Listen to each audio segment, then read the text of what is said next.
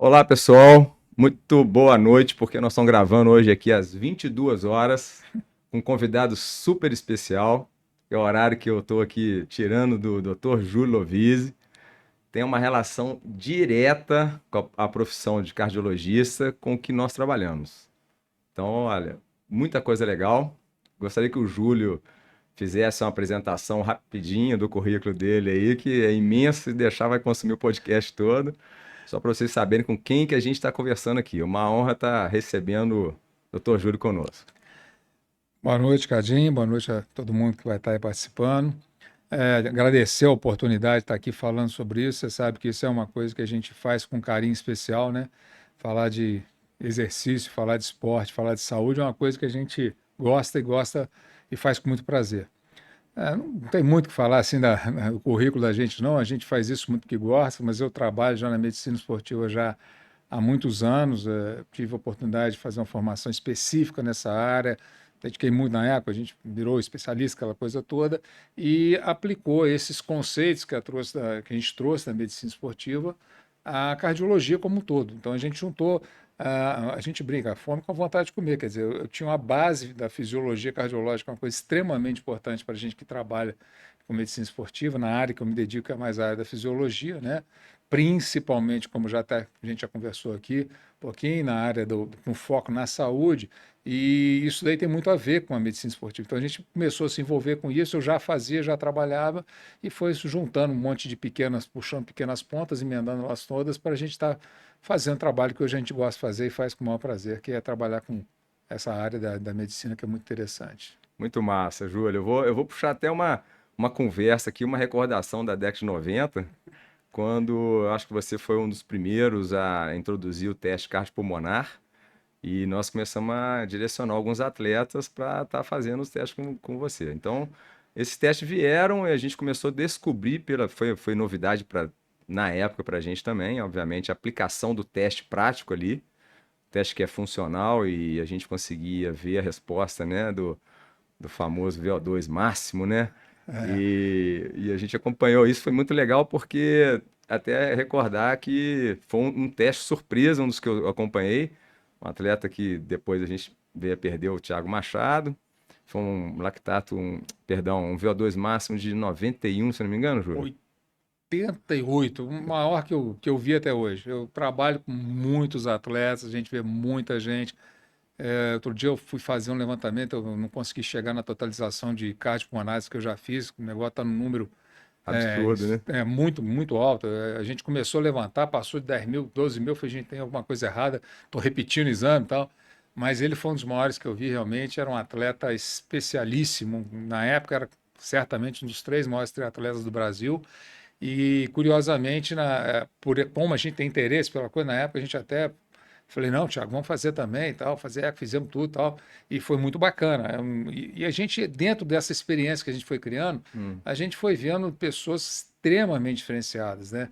Quando o teste ganhou a praticidade que ele tem hoje, né, de você não depender de balas de gás, né, bala de oxigênio, bala de CO2 para estar calibrando, quando ele se tornou mais preciso e mais factível, você não precisava trabalhar com sistema fechado, nada disso, a gente realmente aumentou muito a aplicabilidade dele.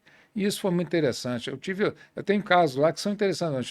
Isso gerou alguns estudos, alguns trabalhos, né? Eu tenho duas alunas, uma que foi para o mestrado, mas trabalhando só com manutenção de VO2 em pacientes acima de 60 anos. E a gente tem exemplos maravilhosos. O Aldo Manfroy, você Excelente. lembra do Aldo? Era um Aham. cara que aos 80 anos, praticamente, tinha 78 ou 79 anos quando ele fez o teste comigo. O VO2 máximo dele era 44. Eu tenho até vergonha de falar isso, que o meu talvez não seja isso hoje, mas era 44, entendeu? Então era um número absurdo, era uma pessoa extremamente diferenciada e tal. E isso mostrou como o teste era interessante e quanto ele era aplicável. E Uhum. principalmente, né, o quanto ele trazia de retorno para a gente para aplicar num sistema de treinamento. Ó, vamos ver se o cara está melhorando, vamos ver onde a gente pode aprofundar um pouco mais. Ó, ele está precisando melhorar aquilo ali. Isso acabou trazendo muita informação e é o que a gente gosta de participar. Essa coisa da fisiologia está sempre muito ligada no que a gente faz, né? Muito legal, Júlio. Então, aí eu queria até te falar sobre isso, perguntar sobre o VO2 máximo. A gente sabe hoje que ele tem uma relação direta para desempenho dos atletas E tem uma relação direta também com longevidade, né? Tem alguns estudos que provam que, acho que se você aumentar 10 pontos de VO2, você tem uma relação de ganho de não sei quantas décadas de vida, porque é sabido da sua área aí, né? Que a relação do VO2 ela tem, é um marcador até de saúde importante para, vamos dizer, Isso, para longevidade, ou além do esporte, do cara ser um atleta, por exemplo, a gente tem os marcadores do atleta, o VO2 máximo, gente, quem não sabe, é o volume máximo de oxigênio, né? É como se fosse um tanque, né, Júlia? A gente tem assim, quanto maior o tanque, é uma capacidade do corpo de absorver aquele oxigênio. essa área do VO2, essas coisas, é muito interessante. Isso é uma coisa que a gente sempre falou, né? Que fazer exercício é bom, fazer exercício é bom. Isso existia como um conceito muito amplo, mas não era uma coisa que a gente tinha mensuração disso, estudos em cima disso. E nas últimas 2, 3 décadas, se você entrar no PubMed e digitar VO2 máximo e saúde, você vai ver que é um crescimento quase que exponencial dos estudos nessa área. E isso foi uma coisa muito interessante, porque além da gente ter a impressão de que fazer exercício era bom, a gente teve a mensuração de que isso era efetivo. Então isso mudou muito o conceito, isso começou a embasar o que a gente sempre pregou, que fazer exercício é bom, que melhora qualidade e também quantidade. Eu até brinco, eu falo que talvez eu queira mais a qualidade que ele me dá até do que a quantidade que ele pode lá no futuro gerar para a gente. Mas isso é muito importante. Mas é sempre importante a gente lembrar, né, Cadinho? Você que trabalha nessa área sabe muito disso. O VO2 é uma das medidas, né? Então é curioso que o cara chega ansioso. Ah, eu fiz meu VO2 aqui no Polar, deu tanto, eu fiz meu VO2 no Garmin, deu tanto. Eu falo, esquece disso que aqui é medida direta, aqui a gente não tem indireto, é medida direta. Você não fica decepcionado, certamente a medida direta geralmente é 20% abaixo, 25% abaixo de uma medida indireta ou de uma estimativa por teste ergométrico comum, tal. Mas eu mostro para o cara, falo assim, e esse é um dos pontos que você tem que trabalhar. Mas também você tem que trabalhar a melhoria do seu limiar de lactato, do seu ponto de compensação respiratória, porque às vezes você tem um cara com 40 de VO2 que faz o limiar dele a 38, né? O cara está lá Uhum. em cima, colado lá, bem colado lá em cima. E outro cara que tem 50 vai fazer o limiar dele a 25. Então, o cara que faz um limiar muito alto, ele vai fazer às vezes com a velocidade maior, vai ter um desempenho melhor do que quem tem um VO2 até maior do que ele, mas que ainda não está tão treinado para alcançar esse índice. Então, isso são variáveis muito interessantes e que geram, né, todo esse debate que a gente tem. Vamos melhorar aqui, vamos melhorar ali. O que, que eu faço? Aumento meu VO2? Eu melhoro meu limiar? Para onde que eu vou? Procura o seu treinador que ele vai te falar. É muito É muito legal. nesse sentido, né? É muito bom a gente ter essa relação de marcadores, né? É. Fisiológico e, como você falou, do limiar de lactato. E o atleta hoje fica muito aficionado com isso também. A primeira coisa é, quanto que a gente principalmente trabalha com potência no ciclismo, né? Que é um marcador muito interessante, que é output, e você tem uma precisão de marcação.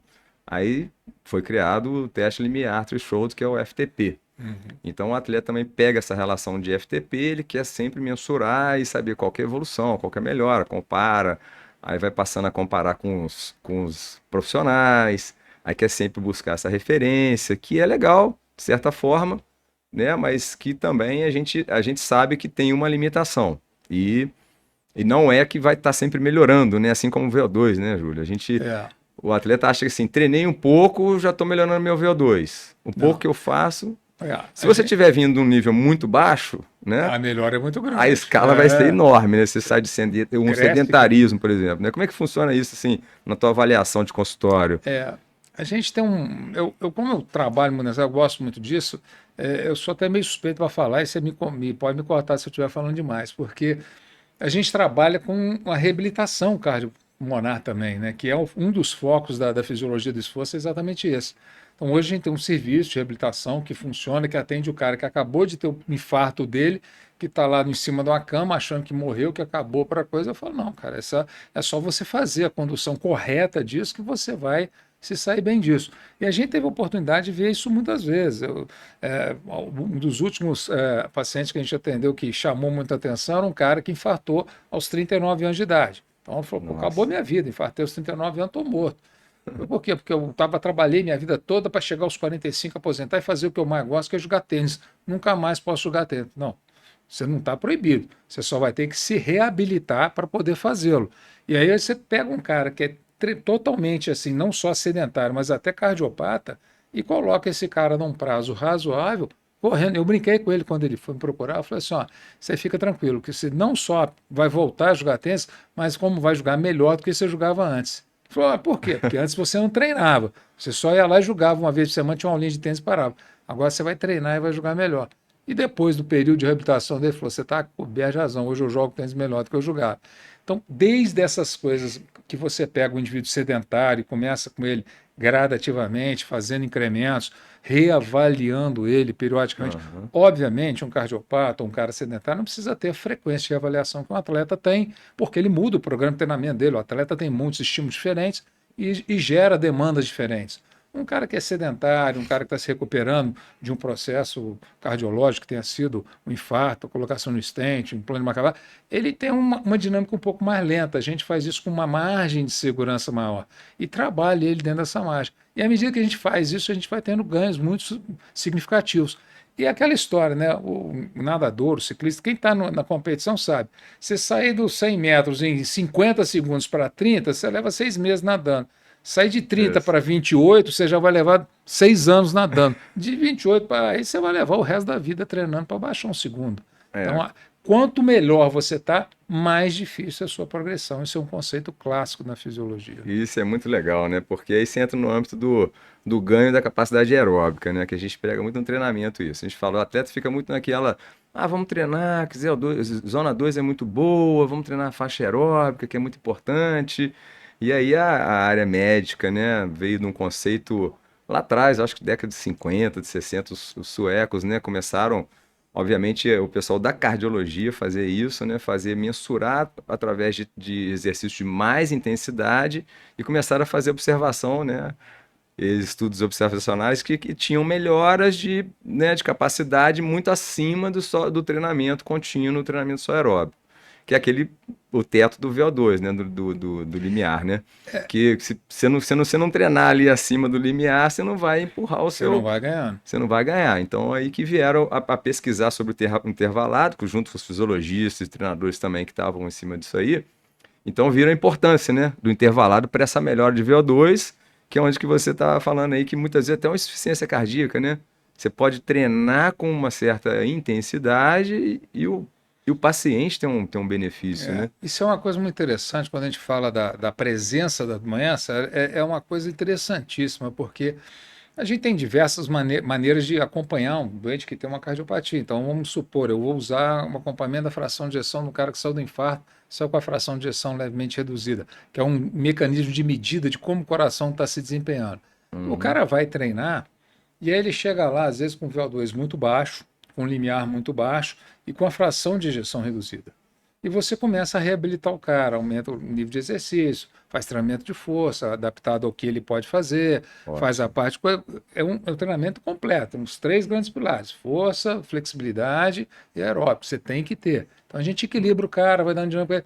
Aí é interessante que ele começa a se sentir tão bem, aí ele chega num prazo assim, 6 meses, 8 meses depois, fala: nossa, doutor, vou lá repetir o meu eco, que minha fração de ejeção vai estar altíssima. Vai lá, não tem nada daquilo. A fração de ejeção do cara melhorou 1, 2%. De onde é que veio a melhora dele? A melhor utilização periférica do oxigênio, da vasodilatação que ele não tinha antes, que agora Olha. faz por causa da capacidade muscular aumentada dele. Então você Aham. muda a dinâmica dele e esse cara responde muito bem. O atleta já vem para a gente com isso um pouco já feito, né? Então o É, ganho dele tem que ser na intensidade maior para que ele experimente o mesmo nível de ganho, senão ele fica tropeçando no mesmo lugar. Mas é muito interessante. bastante. Ô, Júlio, a respeito então desse desenvolvimento do treinamento, né? A cardiologia, eu estava falando que trabalha sempre muito, muito próximo né, da gente como treinador, né? E aí, além do teste do VO2, né? O outro incremento, assim, falando da parte cardiorrespiratória, e você citou aí agora que é muito legal o trabalho de força. Uhum. Porque antigamente a gente ficava muito em cima de estudo do exercício aeróbico. O exercício aeróbico é ótimo, coração. Vamos fazer exercício aeróbico. Só exercício aeróbico. Não faz força. Eu sou daquela época lá atrás que força não era não faça força.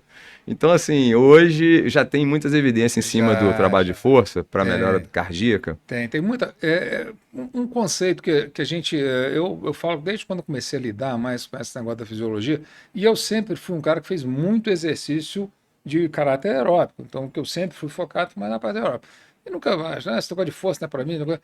Hoje em dia também, porque a minha idade já exige isso, né? Se eu não treinar um pouco de força, eu não consigo fazer meu aeróbico. Eu não sei como é que antigamente a gente pensava que as coisas funcionariam assim. Claro que exercício é aquele negócio, tem especificidade. Se você quer ser especialista em uma determinada coisa, você tem que treinar aquilo e fazer treinamento que te direcione para isso. Aham. Quando a gente amplia o conceito, não está falando da especificidade, está falando do conceito mais amplo, que é o conceito de saúde, hoje em dia a gente fala, não tem como você pegar um indivíduo de 60, 70 anos e que você vai fazê-lo exercitar e você não atender os três grandes pilares, trabalhar força, flexibilidade, alongamento e a parte aeróbica. Porque senão Nossa, alguma coisa vai ficar vai devendo. ficar devendo, né? Entendeu? E o cara acaba que uma hora ele tropeça no que ele está devendo. Aí fala, eu acho que eu tenho que ir lá melhorar. Até porque o treinamento de força estabiliza muito a articulação, essas coisas, você melhora, você tem um índice de lesão muito menor. E tudo isso faz parte do desenvolvimento do treinamento, senão você vai esbarrar na área que você não está muito apto para fazer, né?